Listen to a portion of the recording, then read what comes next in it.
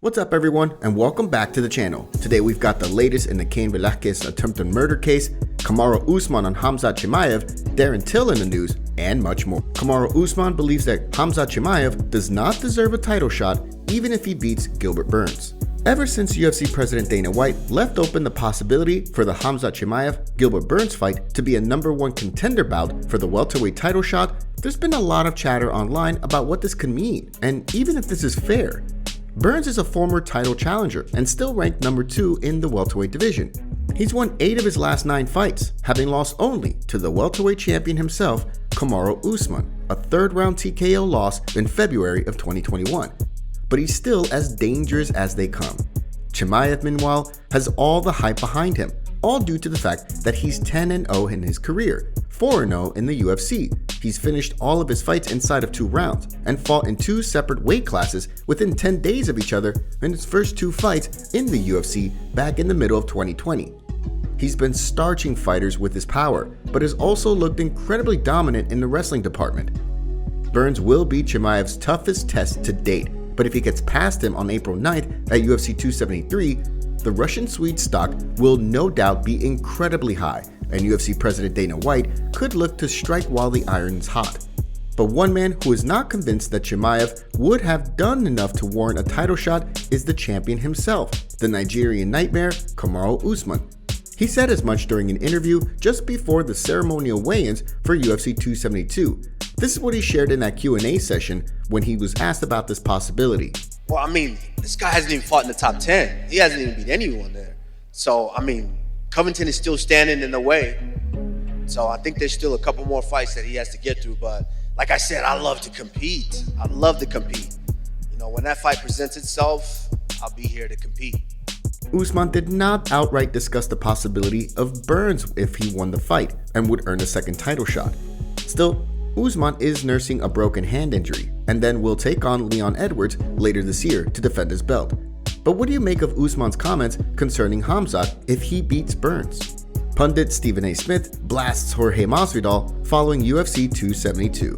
The UFC 272 main event came and went with a lot of fanfare, and Colby Covington proved his superior wrestling was the difference maker as he put it on Jorge Masvidal, turning up the pace in the later rounds and just outpositioned Masvidal at every turn. Ultimately, it was what sealed both their fates on Saturday, with Colby having his hand raised with a unanimous decision win over Masvidal in this massive grudge match.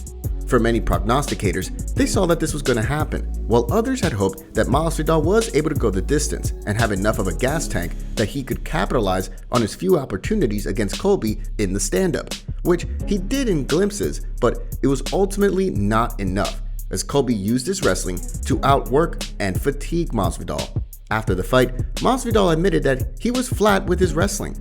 Well, sports pundit Stephen A. Smith is once again speaking his mind and said this while on ESPN's First Take, talking about Masvidal's words.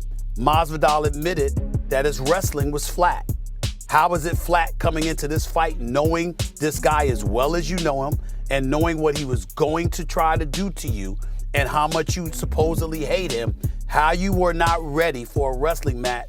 I don't understand. It's inexplicable. Stephen A., real quick. This was Masvidal's 3rd loss in a row and hasn't had his hand raised since his win over Nate Diaz for the BMF title at UFC 244. But what do you make of Stephen A.'s take here?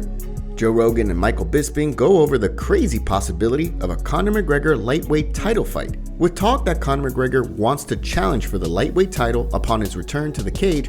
Several people are now questioning whether this could actually happen, especially given that he hasn't fought since last summer and has dropped 3 of his last 4 fights dating back to 2018. McGregor is still nursing a broken leg he suffered in his trilogy bout against Dustin Poirier last year, but he recently gave an interview in which he stated that he's keen to take on the lightweight champion and even hinted that Charles Oliveira, the current 155-pound king, should wait a few months until McGregor is healthy. All this after Oliveira stated in late 2021 that he wanted big money fights, and a bout against the Irishman is exactly that. There's even speculation that this is the reason the UFC is rebooking the Beneil Dariush-Islam Makhachev fight that had been scrapped due to Dariush's leg injury earlier last month. Although doctors have indicated that Dariush no longer needs surgery and can get back in the octagon with intense physical therapy, there's talk that the UFC is using this opportunity to give McGregor more time to heal up and eventually skip the line for a possible title shot. Joe Rogan and Michael Bisping, while on the Joe Rogan Experience recently, talked a bit about this theory on a recent podcast episode. This was their exchange. If Dana said that Makhachev now has to fight Beneil Dariush before he can fight for the title, I think that sets up a Conor fight. I think that might be why he did that's it. Probably why. That's let's probably be honest. why. And It's kind of crazy. It's wild, but if you own the company, would you want that to happen? You probably would, let's be honest. McGregor certainly makes the big bucks for the UFC and for himself, but again, his lone win since 2018 has been over Donald Cerrone, whom he beat in 40 seconds of the first round in January 2020. There's also the upcoming lightweight title fight between Oliveira and Justin Gaethje that would no doubt leave many people frothing at the mouth at what a good matchup that is. But what do you make about all this talk that McGregor will eventually get a lightweight title shot? And do you feel the UFC should do this?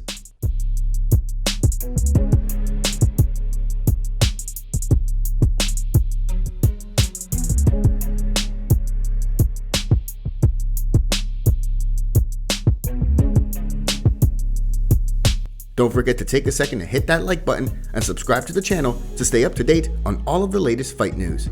Darren Till says he'd make quick work of Robert Whittaker. Darren Till is ranked number 8 in the middleweight division, but he's been a former title challenger at welterweight and has an incredible kickboxing pedigree. Ever since moving up to middleweight, he's been able to get past Kelvin Gastelum, but had lost the 2 following fights, dropping a 5-round unanimous decision to former champion Robert Whittaker, and then got choked out in the 3rd round by Derek Brunson this past September. Still, Till is changing things up, training with Khamzat Chimaev to work on his stand-up and ground game, and is looking to make another run at 185 pounds. He says that in the Whittaker fight, he wasn't able to perform at his best, especially with his coach saying that Till suffered a torn MCL in that fight that prohibited him from showcasing what he could fully do to someone like Whittaker. This is what Till said about the Whittaker fight in an interview with ESPN's Brett Okamoto. You know, Whittaker and Adesanya, the 2 best middleweights on earth, and I don't even feel like I gave 50%. I want to be God's honest truth. I'm not trying to disrespect Whittaker now. I don't feel like I was even giving 50% in that fight. I was making him miss. I was relaxed. I was, knocking him down. If I came in there 100% Darren Till, I would get Whittaker out there quite quickly. So Till recently signed a new multi-fight deal with the UFC and isn't going anywhere. He has the talent to make a run at the title, and the UFC could be looking at him as a possible contender for the belt down the line, especially if Israel Adesanya continues to dominate as the middleweight champion. But what do you make of Till's comments here concerning the Whittaker fight? And do you think the UFC could put this rematch together? Would you be interested in seeing that fight? And do you think the result would be different the second time around? Cain Velasquez denied bail in attempted murder case. Judge Shalina Brown denied bail to Cain Velasquez in an attempted murder case during the court arraignment on Monday.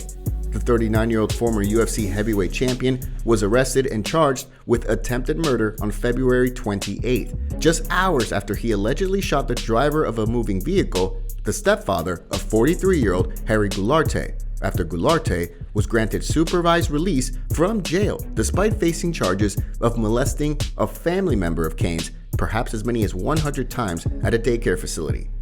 Velasquez is accused of pursuing the vehicle, trying to ram it with his own vehicle, then allegedly shot at the vehicle aiming for Goularte but hit the stepfather instead, and who is now suffering from non-life-threatening injuries and is expected to make a full recovery.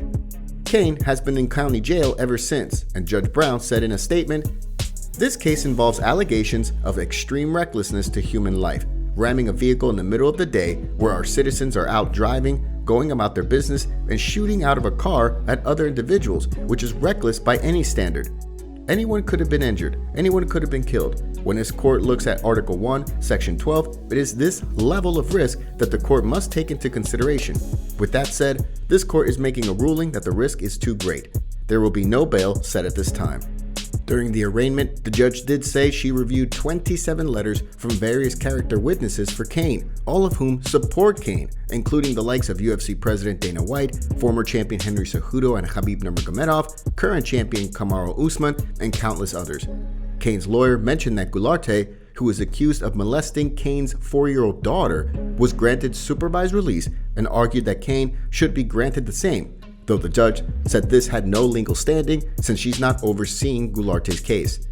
Cain is facing 1 count of attempted murder, 1 count of shooting at a motor vehicle, 3 counts of assault with a firearm, 3 counts of assault with a deadly weapon, 1 count of willfully discharging a firearm from a vehicle, and 1 count of carrying a loaded firearm with intent to commit a felony. Cain faces at least 20 years up to life in prison if convicted of attempted murder, and even more time if found guilty on other counts. Give us your thoughts on this situation in the comments below.